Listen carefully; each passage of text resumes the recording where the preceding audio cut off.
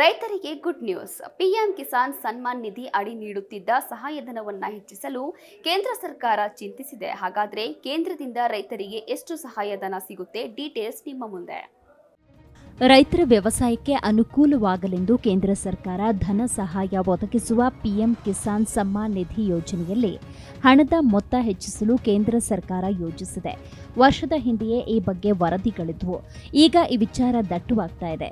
ಸದ್ಯ ವರ್ಷಕ್ಕೆ ಒಟ್ಟು 6,000 ರೂಪಾಯಿಗಳನ್ನು 3 ಕಂತುಗಳಲ್ಲಿ ಸರ್ಕಾರ ಫಲಾನುಭವಿಗಳಿಗೆ ಒದಗಿಸ್ತಾ ಇದೆ. ಈ ಹಣವನ್ನು 8,000 ರೂಪಾಯಿಗೆ ಹೆಚ್ಚಿಸಬಹುದು. ಈ 8,000 ರೂಪಾಯಿ ಹಣವನ್ನು 4 ಕಂತುಗಳಲ್ಲಿ ಕೊಡುವುದು ಸರ್ಕಾರದ ಚಿಂತನೆಯಾಗಿದೆ. ಲೋಕಸಭಾ ಚುನಾವಣೆಗೂ ಮುನ್ನ ಸರ್ಕಾರದಿಂದ ಘೋಷಣೆಯಾಗುವ ಸಾಧ್ಯತೆ ಇದೆ.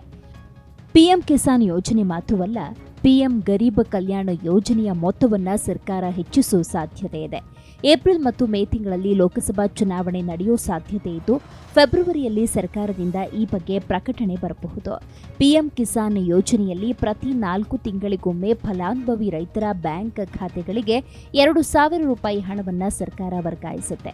ಈಗ ಕಂತುಗಳ ಸಂಖ್ಯೆಯನ್ನು 3ರಿಂದ 4ಕ್ಕೆ ಏರಿಸಲಾಗಬಹುದು. ಅಂದರೆ ಪ್ರತಿ 3 ತಿಂಗಳಿಗೊಮ್ಮೆ ರೈತರಿಗೆ 2,000 ರೂಪಾಯಿ ಸಿಗಬಹುದು. 2019ರಲ್ಲಿ ಆರಂಭವಾದ ಪಿಎಂ ಕಿಸಾನ್ ಯೋಜನೆಯಲ್ಲಿ ಇದುವರೆಗೂ 15 ಕಂತುಗಳನ್ನು ಸರ್ಕಾರ ನೀಡಿದೆ. ಒಟ್ಟಾರೆ 2.75 ಲಕ್ಷ ಕೋಟಿ ರೂಪಾಯಿ ಹಣವನ್ನು ರೈತರ ಖಾತೆಗಳಿಗೆ ಹಾಕಲಾಗಿದೆ. 15ನೇ ಕಂತಿನ ಹಣವನ್ನು ನವೆಂಬರ್ 15ರಂದು ಹಾಕಲಾಗಿತ್ತು. ಅದಕ್ಕೂ ಹಿಂದಿನ 14ನೇ ಕಂತಿನ ಹಣವನ್ನು ಜುಲೈ ಕೊನೆಯ ವಾರದಲ್ಲಿ ನೀಡಲಾಗಿತ್ತು. ಫೆಬ್ರವರಿ 27ರಂದು ಬೆಳಗಾವಿಯ ಸಮಾವೇಶವೊಂದರಲ್ಲಿ ಪ್ರಧಾನಿ ನರೇಂದ್ರ ಮೋದಿ 13ನೇ ಕಂತಿನ ಹಣವನ್ನು ಘೋಷಿಸಿದರು. ಪ್ರತಿಕ್ಷಣದ ಸುದ್ದಿಗಾಗಿ Zee Kannada news app download ಮಾಡಿ.